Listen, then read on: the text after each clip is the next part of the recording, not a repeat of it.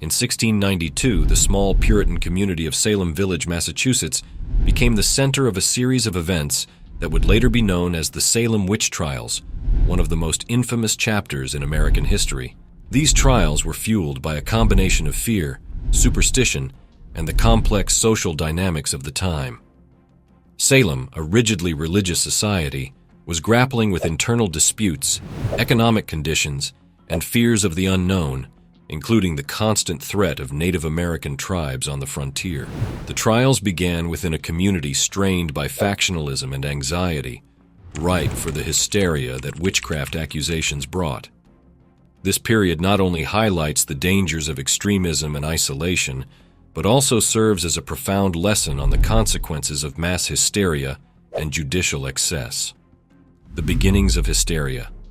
The hysteria that led to the Salem Witch Trials began in January 1692 when a group of young girls in Salem Village started exhibiting strange and uncontrollable behavior, such as violent contortions and uncontrollable outbursts of screaming. The community was quick to diagnose these symptoms as the effects of witchcraft, which was widely feared and understood to be a real and present danger at the time. The first to be accused were Sarah Good, Sarah Osborne, and a Caribbean slave named Tituba, who was especially vulnerable due to her ethnic background and social status. The accusations were initially spurred by the girls' claims of being tormented by the specters of these women. As fear spread, the number of accusations began to swell, driven by personal vendettas, neighborly disputes, and sheer panic. The frenzy was further amplified by the actions of local figures such as Reverend Samuel Parris, whose own daughter and niece were among the afflicted.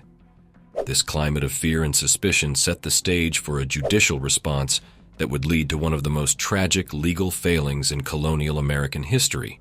Key figures and accusations. The Salem Witch Trials were catalyzed by accusations against several significant figures, most notably Tituba, Sarah Good, and Sarah Osborne. Tituba, an enslaved woman of South American Indian descent, was among the first to be accused and played a pivotal role in the unfolding hysteria. Under duress, she confessed to witchcraft, claiming she was coerced by Satan, and detailed colorful encounters with the devil. This confession, likely a survival strategy, inadvertently fueled the paranoia and legitimized the community's fears of a widespread witch conspiracy. Sarah Good, a homeless beggar known for her irritable behavior and disputes with locals, and Sarah Osborne, an elderly, impoverished woman, were also early targets. These women were vulnerable, easily scapegoated members of the community, fitting the contemporaneous stereotype of witches as societal outsiders. Their marginal status made the accusations against them more credible to the villagers. As the witch hunt progressed, the pattern of accusations revealed a snowball effect, where initial legitimate fears spiraled into a broader moral panic. Neighbors began settling personal grudges under the guise of witchcraft accusations, leading to an exponential increase in the number of people implicated.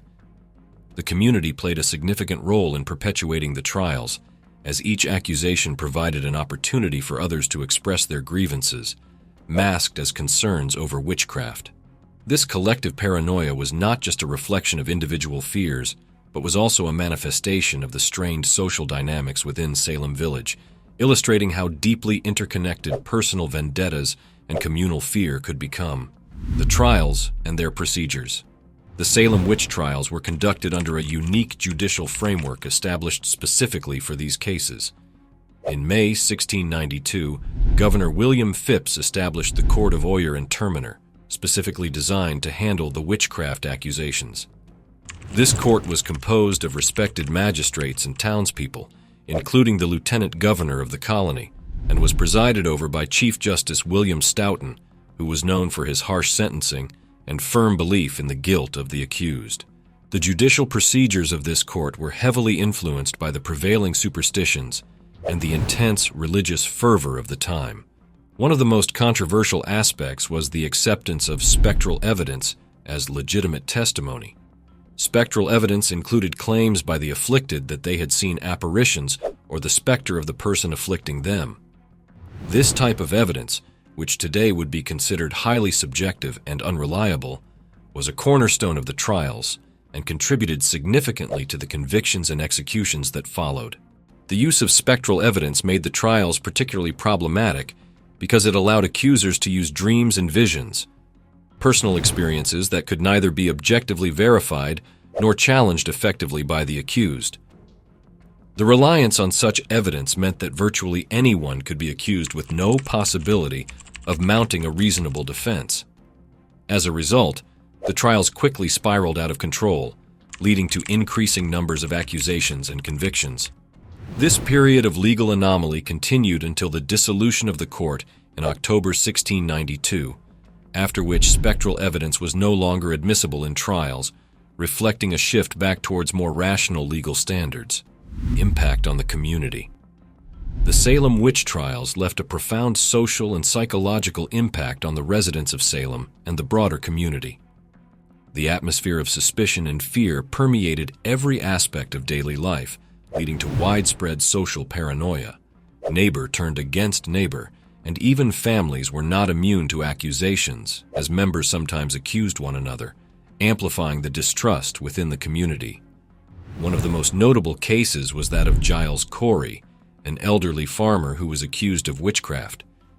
Refusing to plead guilty or not guilty, Corey was subjected to pene forte e dure, a form of torture involving the placing of heavy stones upon the body to coerce a plea. Corey's refusal to plead and his subsequent death became a symbol of the extreme measures and the miscarriage of justice that characterized the trials. His case highlighted the potential for abuse within the judicial process and had a chilling effect on the community, increasing the fear of being accused. The trials disrupted community dynamics, leading to lasting divisions and a legacy of bitterness and regret. Families were torn apart, properties were confiscated, and the social fabric of Salem was irreparably damaged. The psychological scars left by the trials would linger for generations, serving as a somber reminder of the dangers of hysteria and the importance of due process and rational legal proceedings. The decline of the trials. By the fall of 1692, public opinion regarding the Salem witch trials began to shift significantly.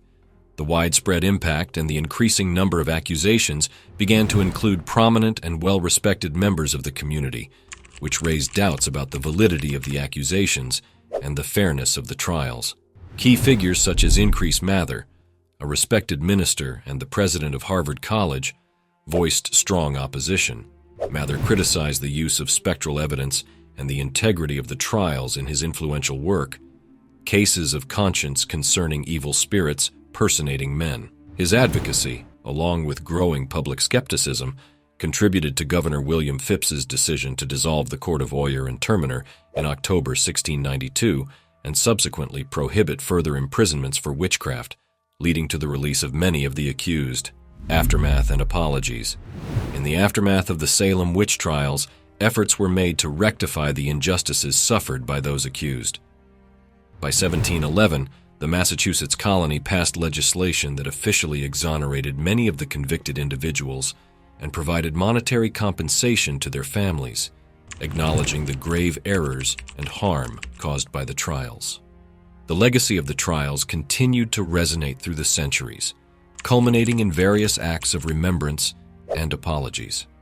In 1957, the state of Massachusetts formally apologized for the events of 1692, and in 2001, it amended the apology to include all those who were convicted but had been previously overlooked. These apologies and acts of restitution reflect an ongoing effort to reconcile the dark history of the Salem witch trials and serve as a cautionary tale about the dangers of hysteria and injustice. Conclusion. The Salem witch trials, a stark episode from 1692, reveal the catastrophic consequences of fear and hysteria on a community.